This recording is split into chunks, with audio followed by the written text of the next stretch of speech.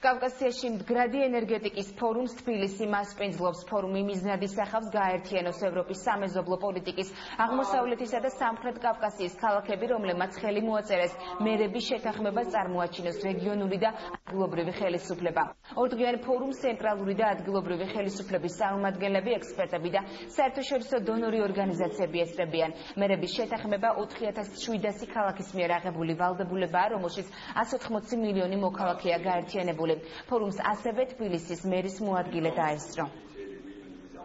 თბილისი, როგორც აღმოსავლეთ პარტნიორობის ინიციატივის ქვეყნებს შორის პირველი ქალაქი, რომელიც მიუერთდა მერების შეთანხმებას ენერგოეფექტურობასთან დაკავშირებით, მის მიერ განხორციელებული წარმატებული პროექტებიდან და აქტიურობიდან გამომდინარე, დღეს უკვე მასპინძლობს საკმაოდ მნიშვნელოვან ფორუმს, რომელსაც ესწრებიან წარმომადგენლები სამხრეთ კავკასიის ქვეყნებიდან, უკრაინიდან, მოლდოვადან, ტაჯიკეთიდან, ყაზახეთიდან, მათ შორის ევროკავშირის შესაბამისი პროგრამების წარმომადგენლები, რომლებიც ერთმანეთს გაუზიარებენ გამოცდილებას ამ მიმართულებით და მათ შორის გაეცნობიან თბილისში განხორციელებულ წარმატებულ პროექტებს, რომლებიც უკვე 2 წლის განმავლობაში თბილისში საკმაოდ დაგროვდა. ზოგადად კლიმატის ცვლილება ეს არის გლობალური პრობლემა, ყველასთვის ცნობილია.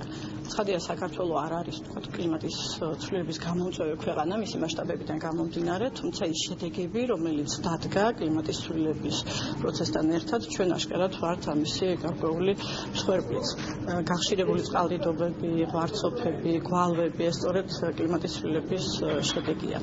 ამიტომ სათბური გაზების ემისიების შემცირება ეს არის ერთ-ერთი ის მიმართულება, რომელიც მთელი მსოფლიოს წინაშე დგას და ჩვენი მხრიდან ასევე ძალიან მნიშვნელოვანია ეს ადაპტაციო ღონისძიებები, რომელიც გატარდება კლიმატის ცვლილების შედეგებთან საბრძოლველად.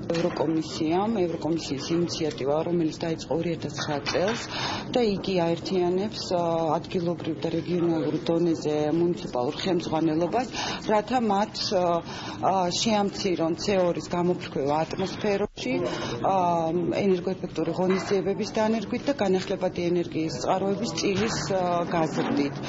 ამიტომ უერთდებიან ქალაქები, იღებენ თავის თავზე ვალდებულებას, რომ ისინი დაწერენ ენერგეტიკული მდგრადი განვითარების სამოქმედო გეგმებს, ამ გეგმაში ექნებათ მათ შეტანილი ის ღონისძიებები, რითიც ისინი დაზოგავენ ენერგორესურსებს